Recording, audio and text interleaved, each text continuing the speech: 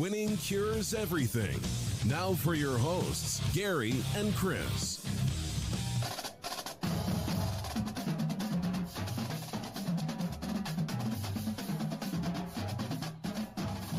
Welcome in, Winning Cures Everything. It is the Wednesday, July 13th edition of the show.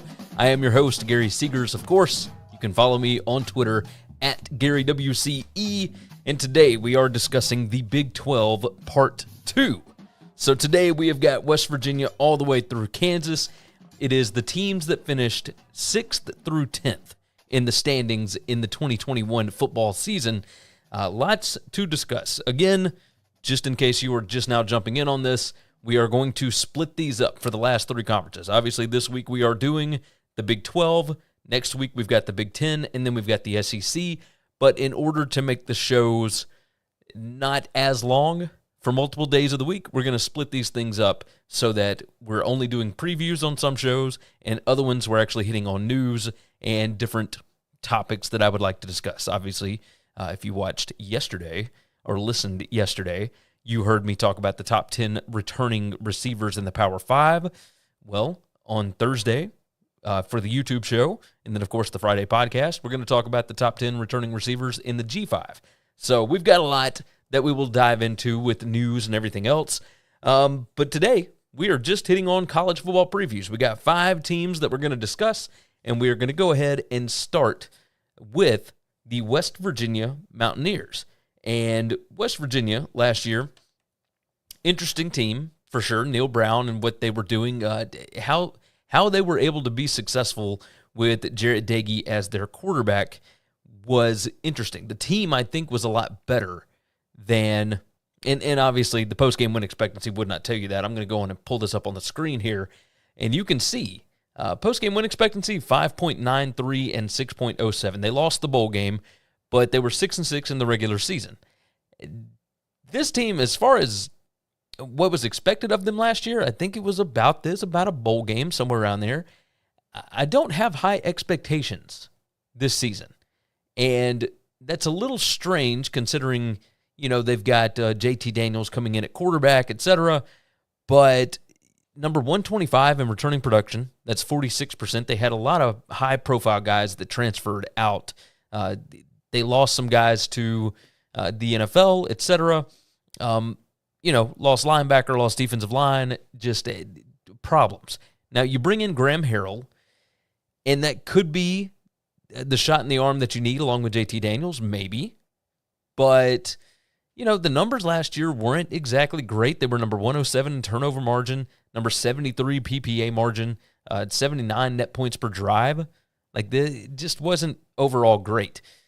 Projected SP Plus record is 4-8 here. And I've kind of gone back and forth on my record prediction, but we'll talk about it first. We'll talk about the team. On offense, new OC, obviously Graham Harrell, we talked about that, former OC at USC and at North Texas. He was JT Daniels' second offensive coordinator at USC, and apparently he and JT Daniels got along pretty well because when it came time for Daniels to transfer again away from Georgia, he decided to go with Harrell to West Virginia. In 7 seasons as a head coach, Neil Brown, who actually moved up the coaching ladder based on his offense, he's never had a top 70 efficiency offense. Now, that is insane. Now, I would imagine if you have at least some kind of playmakers or whatever, and so long as JT Daniels stays healthy, that he and Graham Harrell could fix that. They could be a top 70 efficiency offense. But obviously, we'll see. They do have 4 good offensive linemen back, but the wide receiver Wright and the running back Letty Brown are gone. Daniels could help the wide receivers Ford, Wheaton, James, and Prather. The biggest question here is, can JT Daniels stay healthy?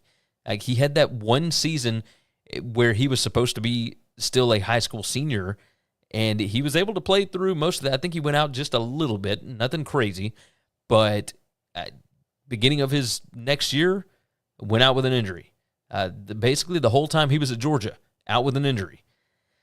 If he can be healthy, he can obviously be a good quarterback. I think I've said obviously 4 times now. Maybe it's not so obvious. But if he can stay healthy, then I think this could be a good offense. It could be good. They weren't last year. Number 67 in PPA per drive, 52 in rushing success rate, number 68 in passing success rate, and then offensive explosive rate was number 86. They weren't able to generate a ton of explosive plays.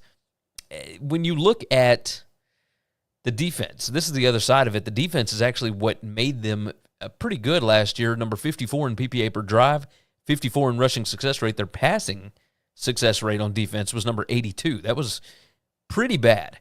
But they were number 24 in defensive explosive play rate allowed. So they stopped some of the big plays from happening. They were able to win some games that maybe you wouldn't expect them to.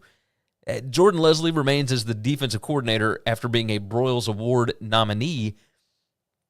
I'm curious, what about these numbers show you that he should have been a nominee, right? It's not that I think that he's bad by any stretch of the imagination.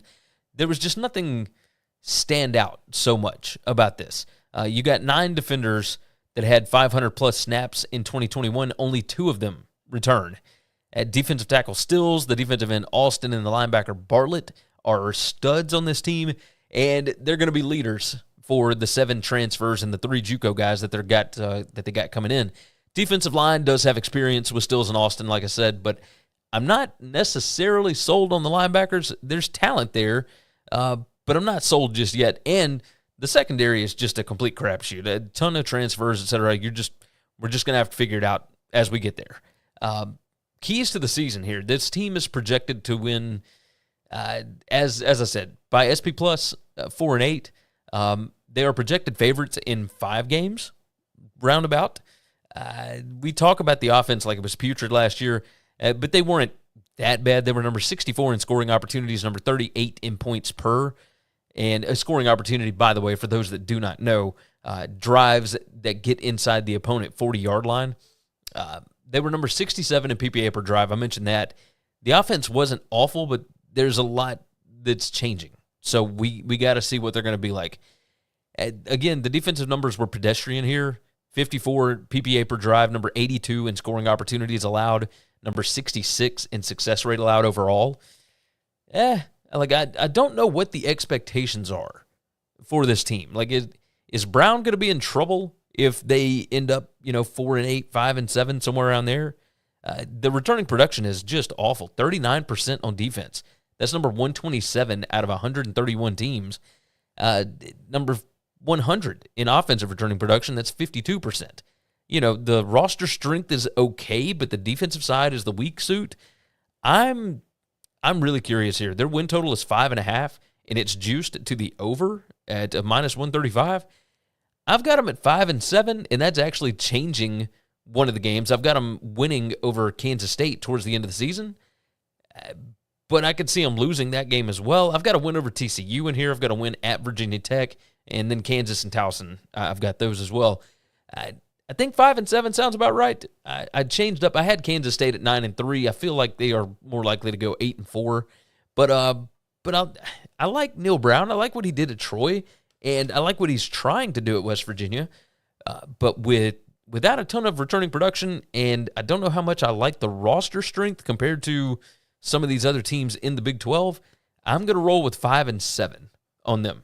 I wonder about Neil Brown. I wonder what the expectation is for him going forward. But, we'll see. We'll see. I think 5-7, 4-8, somewhere around there. Maybe not make a bowl game this year, but set yourself up to where you can next season. So we'll see what ends up happening with that. The Texas Longhorns. And it's strange to have them towards the bottom of the Big 12. You would expect with that much talent that they would be significantly better than they were last season. Disastrous first year for Steve Sarkisian. But I will say, it was not an offensive problem. It's not his side of the ball that had an issue. It was the defense. And we'll go on and pull up those numbers there. Defense number 102 in PPA per drive, number 94 in success rate allowed rushing, number 105 in passing success rate allowed. I mean, just abysmal. Like, you could tell that this team did not play hard. We'll start off on, let's look at this. Okay, they went 5-7 last year. Post-game win expectancy numbers should have been around 5.56 and 6.44, so closer to 6-6 than 5-7. Their projected SP Plus record is about 7.5 wins, so 7.5 and 4.5, either 7 and 5 or 8 and 4, somewhere around there. I think they're going to be better than that, but that's because I've got a lot. I got a lot of faith. How's that? In Quinn Ewers. I think he and that offense will be able to put up points at a ridiculous level, and I don't think the defense can get worse. I think bringing in Gary Patterson is big. We'll start off on the offensive side of the ball. They bring back 59% of the offense, but I don't think that matters. Their roster strength is number 4 in the country on offense. Now, defense is number 16, which lets you know how absurd it was that they gave up as much as they did last year. But on offense, number 4 roster strength there, the offense was number 45 in PPA per drive, at number 44 rushing success rate. Passing success rate was number 60, and they were number 53 in explosive play rate. The offensive coordinator is Kyle Flood, but let's not kid ourselves. This is Sarkisian's offense. It wasn't an issue in 2021 at all. Number 8 in points per play, number 21 in points per scoring opportunity. When they did get down into the red zone, when they did get into the 40-yard line, the opponent's 40, they were able to score. Quinn Ewers comes in from Ohio State. The wide receiver, Isaiah Nair from Wyoming, to pair him with Worthy and Robinson. I mean, just playmakers all over this offense. And that doesn't even include Billingsley and Ajay Hall, et cetera. If you can keep those guys, I'm not concerned. What's the word I'm looking for? If you can keep those guys in, right? Keep them in on the team, then you can do that. You'll have just a bevy of opportunities for these guys. I mean, they're going to be able to make plays. Absolutely. Offensive line did play pretty well. They were number 16 in offensive line yards, number 14 in stuff rate allowed, number 45 in havoc rate allowed. They returned 3 starters on the offensive line with 689-plus snaps. The rest of the guys are very talented, but they are inexperienced. Going to take a little bit of time. But Kyle Flood, really good offensive line coach. I fully expect him to be able to work with these guys. Let's move over to the defense. This is where it becomes a problem. I still have issues with his last name. Defensive coordinator Pete Kwiatkowski. I hope I said that right. He's got to work on culture here badly. I mean, they were just bad at every level in 2022.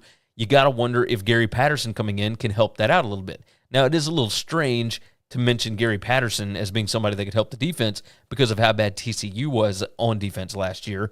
But regardless, this is somebody that understands defense and understands how to build a culture, even if things went off the rails at TCU. They're returning 7 out of 10 players that got 400-plus snaps. Defensive line and linebackers were actually number 41 in stuff rate, but all the other rushing stats were just blah. Like I said, number 94 in rushing success rate allowed. They only brought in 2 transfers, so that kind of lets me know that they trust the guys that they got. They just need them to work hard. They need to find a scheme that fits. The linebacker Ford, Brockermeyer, Overshone, they combined for 17 tackles for loss last year. You got 4 defensive linemen that had 2 sacks apiece. Like, there are dudes that you can work with on this defense.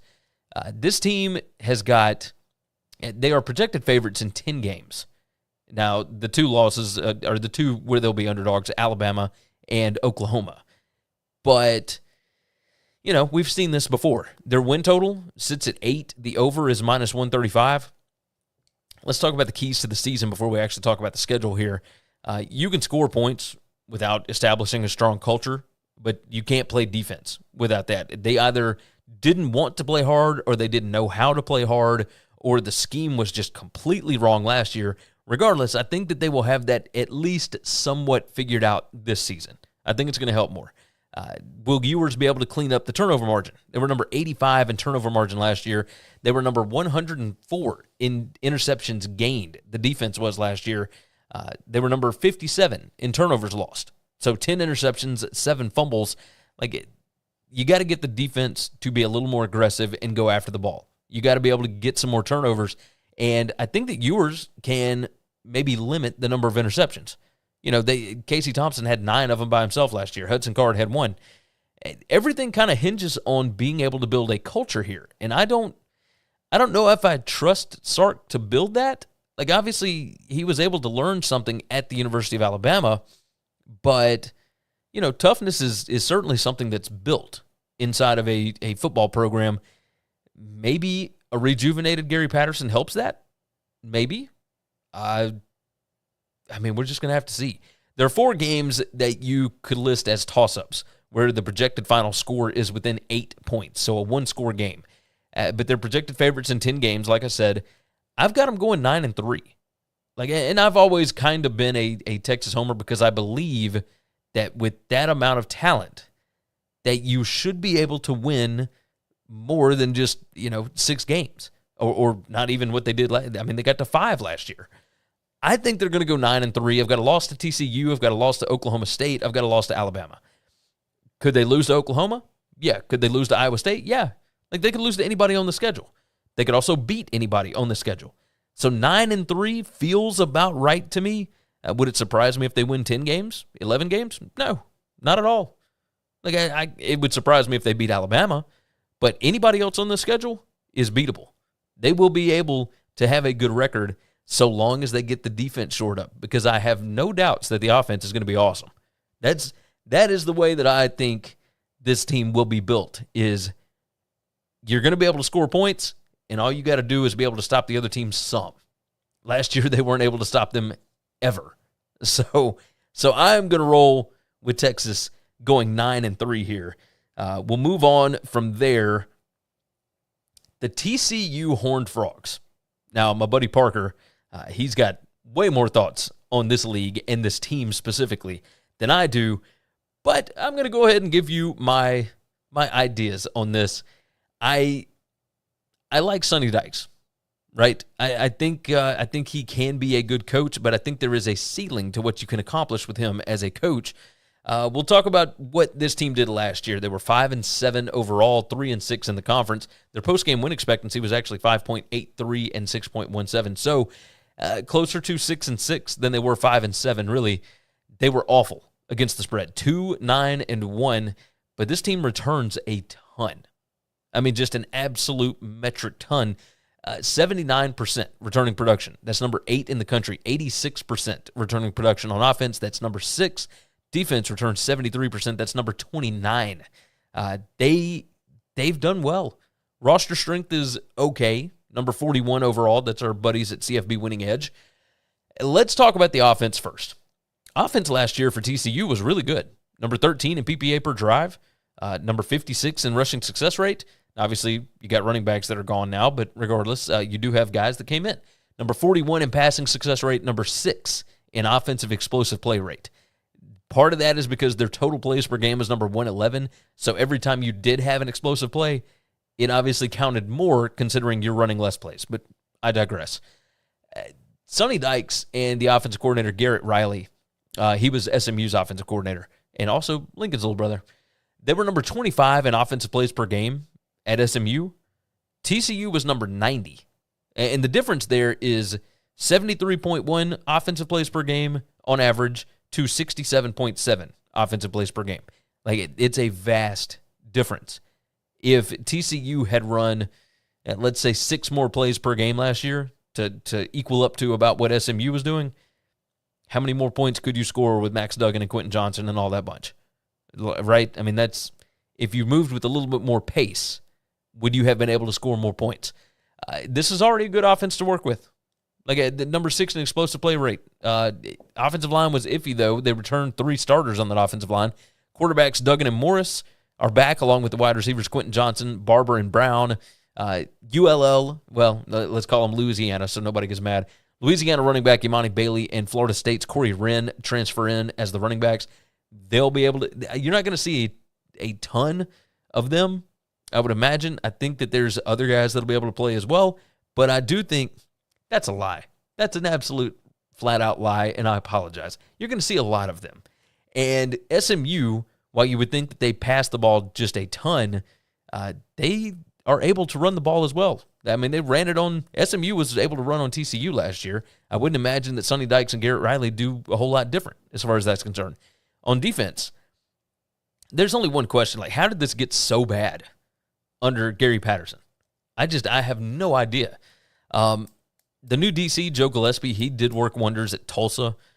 This defense was bad at everything, though, last year. Number 118 in passing PPA allowed, number 121 in rushing PPA allowed, number 124 in points per scoring opportunities. So when they did let somebody get down in scoring range, they couldn't stop them at all. Number 117 in overall success. I mean, it was just bad all around. They brought in 8 transfers on defense, and they're going to need every last one of them. There's talent at linebacker and defensive back. Defensive line is going to need development, but I fully expect that Gillespie will be able to do that. He did it at Tulsa over and over again with guys that you just had no idea who they were until they developed into NFL guys, right? Will the offensive plays change? Will it hurt more on defense, right? We always see this when you start running more plays. Does the defense get a little more gassed easily, et cetera, et cetera? I think it's going to be a big shift for this team because you're going from a team that didn't run a lot of plays to a team that is going to run a lot of plays, which is also going to play on your defense. So I'm curious about that. Gillespie, I don't know. He was able to develop guys that nobody knew about when Tulsa ran a lot of plays as well for Philip Montgomery. Let's talk about the keys to the season first. You got to figure out which quarterback is going to be your starter. How much will the change with the offense, or how much will change with the offense when they start running more plays? Because you know that's going to happen. Defense, key to the whole season.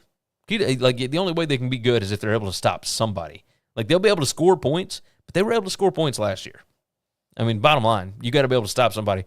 My biggest hire for this bunch was Gillespie from Tulsa. Bottom line. Biggest thing here is going to be getting back to the basics. Fundamentals. Absolute key. Number 85 in turnover margin. Number 106 in penalties per game. Like, they're going to have to be better at those things big time this year. They're projected favorites in 7 games. This is where we'll get to the schedule. They got 9 toss-ups, which are games that are expected to be decided by 1 score or less. 9 games by 1 score. I mean, that's just bananas. Just bananas. The win total sits at 6.5. The over is juiced at -125. Look, to win the conference, 14-1, like, they've got talent. They obviously can score. If you think Gillespie can fix the defense, plus 1,400, pretty decent odds for somebody to win the conference, considering this is kind of a crapshoot anyway. But, I mean, I've got TCU going 7-5. I've got them going over, but I'm still very much wait and see as far as this bunch is concerned. I've got a loss to Oklahoma, a loss to Kansas State, West Virginia, Texas Tech, and a loss to Baylor. That means I've got them beating Texas, beating Iowa State, beating Oklahoma State, winning at SMU. Like, I think this team could be good. They've got all the offensive talent in the world, but I'm curious. I'm just very curious. That's all I'll say. All right, so let's go ahead and hit an ad right quick, and then we'll come back and we'll hit Texas Tech and Kansas. Let's take a break from the show for just a minute to give you some info on things you should know about. Visit winningcureseverything.com to find everything you need to know about us, including full shows in video or podcast form, our gambling picks, our store, the gear we use, and more. Subscribe to us on YouTube to get not only the full shows, but individual segments, along with other goodies as well. We're over 5,600 subscribers right now, and our goal by the end of football season is 7,500. If you haven't already, subscribe to the podcast on Apple Podcasts, Spotify, or whatever's your favorite podcast app. And if your app allows it, leave a 5-star written review. Visit the Winning Cures Everything web store to get all kinds of football shirts, hats, hoodies, coffee mugs, and more. You can visit winningcureseverything.com/store and see what all we've added. And now, back to the show.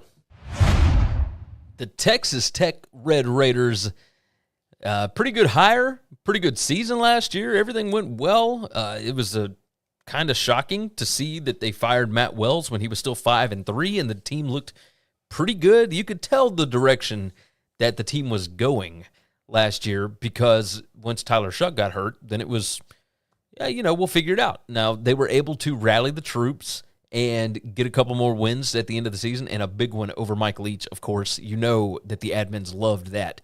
But Joey McGuire Comes into a team that went 7-6 last year. They were 6-6 in the regular season. Their post-game win expectancy was 5.81 and 6.19. Let's go on and pull it up on the screen here so that you get an idea of what I'm looking at. The offense was pretty awesome last year. Number 27 in PPA per drive, number 33 rushing success rate, number 22 passing success rate. They were awesome. The offensive coordinator, Zach Kittley, takes over here, but without all of his Houston Baptist transfers. So you got to wonder, are there going to be some growing pains? Does he have the right fit as far as personnel goes? This team, as far as returning production goes, number 95 overall in the country, 56% returning overall on the team, 57% returning on offense, 56% returning on defense, and the roster strength is pretty good. Defense is actually the stronger side of the ball right now, but they do have playmakers on that offense. Like, this is a team that I think could shock some people. Now, obviously, I'll go on and spoiler alert, I've got them making a bowl game. Tyler Shuck is back after suffering an injury in Game 4 last year. His numbers were great. Like, he's going to compete with the quarterback Donovan Smith. It's different styles here somewhat. Donovan Smith, Sonny Cumbie let him throw the ball like crazy last year. I mean, like 27% of his passes were downfield. Like, it's really interesting what they did on offense. Taj Brooks had a breakout year. How much is Kittley going to use running backs this year? He didn't use them a ton at Western Kentucky. I would imagine he's going to try and fit the scheme a little more to personnel. I mean, they're loaded with tight ends, etc. Wide receiver Price leads a talented core here. 2 offensive linemen with plus 800 snaps here. You do have 4 transfers coming in on the offensive line. The offense is going to be interesting to watch. This is one of my more interesting teams, and whenever I do a segment about that, that's something that I'm certainly going to talk about, is how we don't really know what to expect from this team. Based on the way that the team was built and what Kittley likes to do, maybe what McGuire likes to do, etc., it's going to be interesting. As far as the defense goes, Tim DeRuyter is the new defense coordinator. He was at Oregon as the DC in 2021. He was at Cal for 4 years before that. Tyree Wilson and the defensive tackle Hutchings are back to lead the defensive line here. Talent is there at linebacker with Pearson and Merriweather. Like, they got dudes. Secondary was a weakness last year, number 110 in passing PPA, number 106 in success rate allowed. And they returned 3 players with 740-plus snaps. I mean, there's talent, but it did not gel really well last year. Like, that's just kind of a problem. You look at this defense, I mean, number 108 in PPA per drive. Like, I don't fully get it. I don't understand exactly what happened. But, I mean, you were able to see it. Like, they were able to score on Texas. They scored 35 on Texas, and they gave up 70. Like, it just happened over and over and over again. This team, you know, they're projected favorites in 4 games, but they got 10 toss-ups, and those toss-ups are games that are projected to be within 1 score, so within 8 points. Joey McGuire was kind of handpicked to lead this program, and while Wells was still the quarterback, I mean, that was going on. I mean, because he left in the middle of the year from Baylor. Like, what are the expectations for McGuire? And we'll talk more on the show on Thursday about Texas Tech's $200 million football investment for their facilities and whatnot. I mean, I think that McGuire's a great hire, but you fired a coach that was 5-3 and looking to make the first bowl game in quite some time. I got to wonder, you know, what are you expecting out of McGuire? Like, what is the ceiling on this program, et cetera, especially with the changes in the conference coming up over the next few years. Figuring out quarterback under Kittley is going to be the key. Like, Shuck has the arm. Smith tries to use his legs a little more. He had 56 rushes, and it was only 2.77 yards per rush, but he ran a little more. The wide receiver talent is there for them to do stuff. They, I think, could lean on tight ends a little bit this year, but, you know, maybe the short to intermediate game is where they're going to go, much more than what they did towards the end of last season where they just let it fly, right? DeRuyter hasn't called a defense for a team whose offense runs a ton of plays in a long time. Oregon was number 78 in offensive plays per game. Western Kentucky was number 14. So, you know, and when DeRuyter was at Cal, we kind of saw something like this, right? Jay Bateman was the defensive coordinator at Army before he went over to North Carolina, and he paired with Phil Longo, and his defense was not really set up to be able to run as many plays as Phil Longo's offense was on the other side. So when Phil Longo's bunch would go 3 and out or 4 and out in like a minute, and then Bateman's bunch had to be back out on the field, I mean, that defense would get gassed pretty easily. What should we expect from Tim DeRuyter's defense if Zach Kitley is going to go out there and run stuff very quickly, right? A lot of pace. I'm very interested in that for sure. As far as the schedule goes, projected favorites in 4 games, 10 toss-ups. Their win total is 5.5. It's juiced to the under, and conference odds are plus 4,000. I don't expect this much to win the conference in Joey McGuire's first year. Obviously, you never know, but regardless, the win total is what I'm going to look at here. I like the over. I like them at 6-6. I think they're going to beat Houston. I think they're going to beat Murray State in non-conference. I think they'll lose at NC State. But after that, I've got to win over Oklahoma State. I've got to win over West Virginia. I've got to win over Baylor and a win over TCU. And I actually think this team could be the one team to lose to Kansas. I know that the Red Raiders fans don't want to hear that, but I think this team is good enough to get to a bowl game. I mean, I could see them anywhere from 5-7 up to maybe even 8-4. I'm going to rest at 6-6. But I would love to know what you guys think. Leave it in the comments over on YouTube. I would love to hear your thoughts on this. But, yeah, I like the hire a lot. I like Joey McGuire. I want to see what they're going to do on offense and really on defense. I just want to see what this team looks like. That's my biggest thing. I want to see them because I'm so curious. Just curious about Texas Tech. But, yeah, 6-6 seems about right. Bowl game for Joey in his first year. I like that bunch. I like them quite a bit. The Kansas Jayhawks are the last team that we are going to discuss here. And anybody that has watched this show for any length of time should know that I am a huge Lance Leipold fan. When he was at Buffalo, I thought it was genius, the direction that they went. You hire somebody from a lower level that understands how to win somewhere that it's kind of difficult to win. And the way that you do that is you establish a culture. And you kind of saw that last year with Kansas in 2021. Towards the end of the season, they got the win over Texas, and then they had some really close calls. But Kansas is not used to being in close calls, right? Every now and then they're going to sneak up on somebody and whatnot, but they were a fun team last season.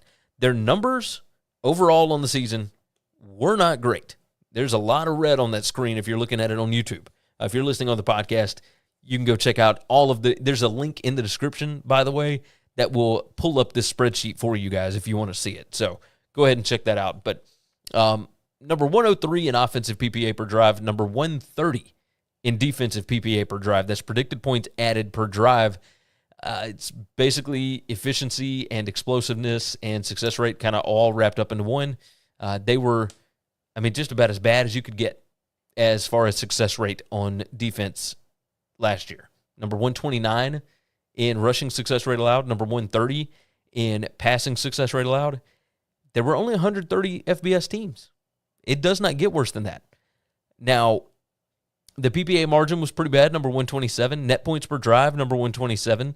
Total plays per game, they played at a slower pace, number 109. Let's start off with the offense.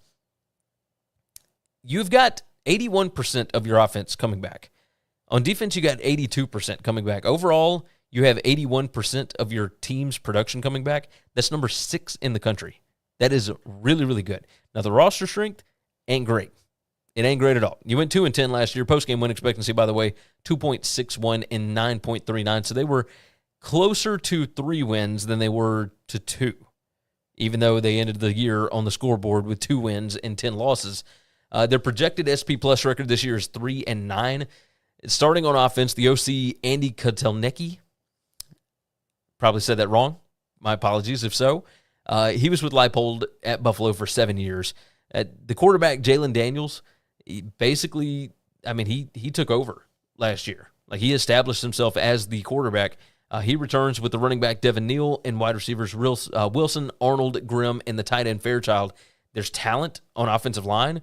You got a couple of guys, the center, Nowitzki, the left tackle, Bostic, that could be all-conference guys. Like, really, really good offensive line pieces. They ran nearly 58% of their plays last year on offense. Like, had tons of rushing. Are they going to continue to do this? Because, and the only reason I mention that, they were number 54 in passing PPA last year, but only number 96 in rushing PPA. So it doesn't make a ton of sense to keep doing the thing that you're bad at and not doing as much of the thing that you're good at. Because you know the ratio here. 58% rushes means only 42% passing. Why would you not flip that? Not trust Leipold to be able to figure it out, but regardless, you were better at passing the ball last year than you were at running. Why did you run it so much? On defense, the defensive coordinator, Brian Borland, he wants to have more havoc this season. They were number 130 in havoc rate last year, and he says that they have schemed for more disruptive plays.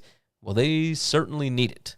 Pretty much anything is going to be better. I've already mentioned how bad the numbers were, but Leipold mentioned that the defense has added weight and they've gotten more comfortable with schemes. He mentioned that after spring practice this year. Like, it's a huge talent overhaul on defense. As far as roster strength, the offense is number 105. Defense is number 51. I mean, these transfers really made a huge difference as far as their overall numbers. 7 transfers could all end up playing a lot. Like, I'm expecting pretty big improvement in numbers this year, which shouldn't be too hard to do considering they were almost dead last in everything. But regardless, this team is only projected to be favored in 2 games this year, which is kind of shocking, really. Even the fact that they are projected to be favored in 2 games. They've got 1 game that is expected to be a toss-up, and that is a game that would be within 8 points. So, keys to the season before we get to the actual schedule here. Last 3 games of 2021 kind of showed the real organic growth for this team. They upset Texas and Austin. They lost 31-28 to TCU. They lost to West Virginia 34-28. Like, culture is building, and it's pretty prevalent here. I think you're going to see a completely different team come out this year, a team that won't beat themselves. And they didn't really beat themselves last year. You got a lot of returning production, which I mentioned. It's normally when Leipold has his best seasons is when he has a bunch of guys coming back. You actually got to go through spring practice with this coaching staff. You did not get to do that last year. So that's kind of a big deal. They had the fundamentals down, absolutely down. They were number 1 in penalty yards per game. They were number 3 in penalties per game, number 41 in turnover margin, at basically 47 in takeaways and 48 in giveaways. Like, I'm curious to see the growth this year. I've got them going 3-9. The win total is 2.5. It's heavily juiced to the over at -135. If you wanted to go under that 2.5, it'd be +105. So, positive odds there. Look, I don't think you're going to beat West Virginia or Houston in weeks 2 and 3 on the road. But do you beat Tennessee Tech? Yeah, I think so. Do you beat Duke in the first month with the new coach, Mike Elko? Yeah, I think so, especially at home. I've got them winning at Texas Tech because I expect them to beat somebody. Would it surprise me if they beat Iowa State in week 5? No. Would it surprise me if they beat Kansas State? No, not really. Would it surprise me if they beat TCU? No. I think there's a few spots here where they could win games. Do I think that they're going to win a lot? No, not yet. They still got a lot of roster building to do. But I do think that Kansas can be a force to reckon with. If you mess around with them and you don't show up for a game, you think you can just walk into the stadium against a Lance Leipold team, yeah, they can beat you. And they probably will because they're not going to beat themselves. Like, his units are always incredibly well coached. I will say that. All right, that is going to wrap up today's show. Went about 40 minutes again, but you guys are fantastic. I certainly appreciate all of you for watching the show. I'm going to be in Las Vegas on Thursday evening. So when the next show runs, I will already be on an airplane. I'll already be almost there. So hopefully you guys enjoy that. Make sure and keep tuning in. Keep sharing out the show. Keep telling your friends. I would appreciate that. If you have not already subscribed to the podcast or to the YouTube channel, go ahead and do that for me. That helps out the show quite a bit, way more than you know. But yes, definitely go ahead and do that. With that said, we are going to get out of here. Again, you guys have been fantastic. Take care of yourself, take care of each other, and hopefully, all of your tickets cash this week. Thanks for listening to the Winning Cures Everything podcast. The website is winningcureseverything.com, and if you want to connect with us, we're on Twitter at GaryWCE, at Chris B. Giannini, at Winning Cures, or you can email us, Gary at winningcureseverything.com or Chris at winningcureseverything.com. Subscribe everywhere.